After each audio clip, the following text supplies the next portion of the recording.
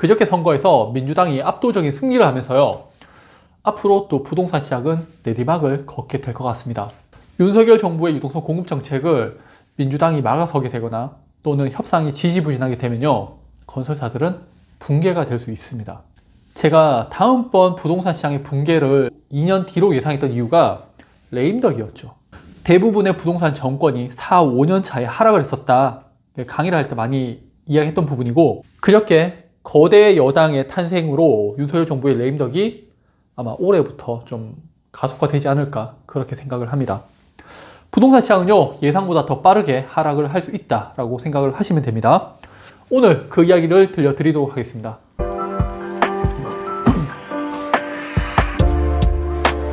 반갑습니다. 총충부동산입니다.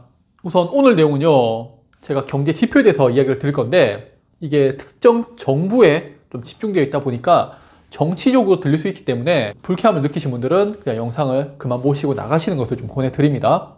또한 이번에 아이파크가 좀 흥행에 성공을 했죠.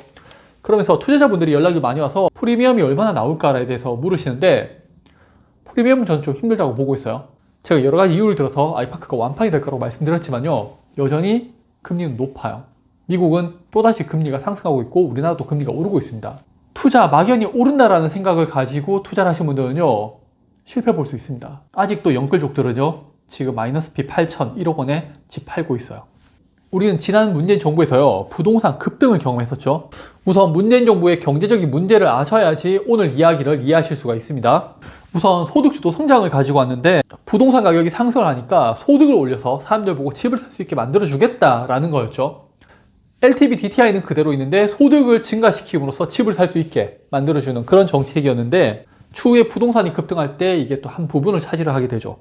또한 코로나로 인해서 무리한 유동성 공급 정책이 결국에는 부동산을 급등시키게 되는 그런 모습을 보이게 됩니다. 박근혜 정부 때 사상 최대 무역 흑자를 기록했는데 5년 만에 무역 적자를 만들어서 윤석열 정부에게 넘겨주게 되죠.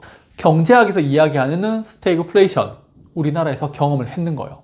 그런데 우리는 그 뜨거운 냄비 속에 안에 있었기 때문에 그게 얼만큼 위험했는지를 알지 못했던 것 뿐입니다.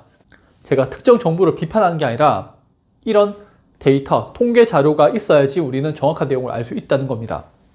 윤석열 정부에 들어서요, 시장이 풀렸던 유동성을 금리 인상 등을 통해서 서서히 줄여가고 있죠. 근데 문제는 부동산이죠. 유동성이 줄어드니까 부동산 가격이 급등을 했다가 이제 급락을 하기 시작을 합니다. 이로 인해서 건설사들의 손실이 발생하게 되고, 또 한 단계 가서 금융기관들도 손실을 보게 되면서 좀 위태위태해지고 있는 거죠. 그럼 거대 야당이 되었는 민주당 입장에서는요, 부동산을 붕괴시키는 게 좋을까요? 아니면 윤석열 정부와 힘을 합쳐서 부동산 가격을 안정적으로 만드는 게 좋을까요? 저는 전략적으로 민주당이 우리나라 부동산 시장을 공격할 거라고 보고 있습니다. 예산을 줄인다든지 김건희 여사를 공격한다든지 다른 요인들로 인해서 특검을 한다든지 결국 탄핵으로 이끌면서 좀 정치적인 공세를 가하지 않을까 그렇게 생각을 하거든요. 윤석열 정부의 부동산 완화 정책들을 이제 반대 또는 자기들이 유리한 입장으로 만들지 않을까.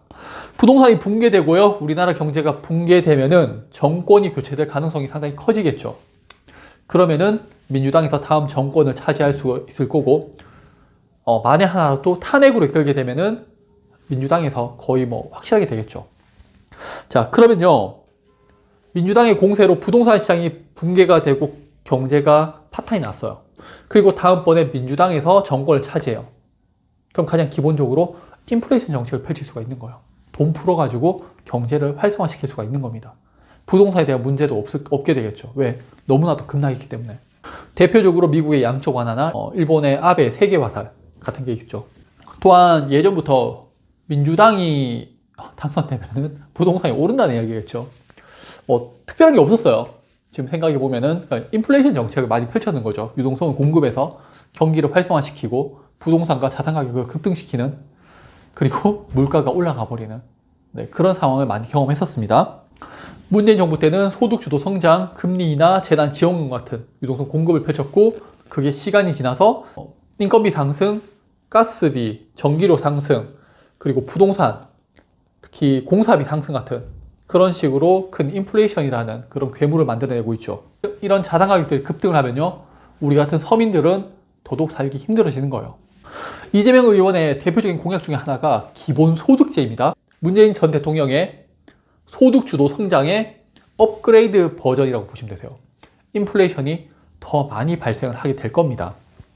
자산 가격이 상승하면은 돈을 벌어는 것처럼 느끼면서 소비를 많이 하게 되고 그 소비로 인해서 부동산 가격이 급등을 한다라는 건데, 이게 우리나라 내부적으로 봤을 때는 괜찮을 거예요. 인플레이션이 발생하게 되면은 뭐 화폐 가치가 낮아지게 되고 자산을 가지신 분들은 돈을 더 많이 벌게 될 건데, 해외에서 보게 되면요, 우리나라의 원화의 가치는 떨어지는 겁니다. 그게 환율에서 나오는 거고요.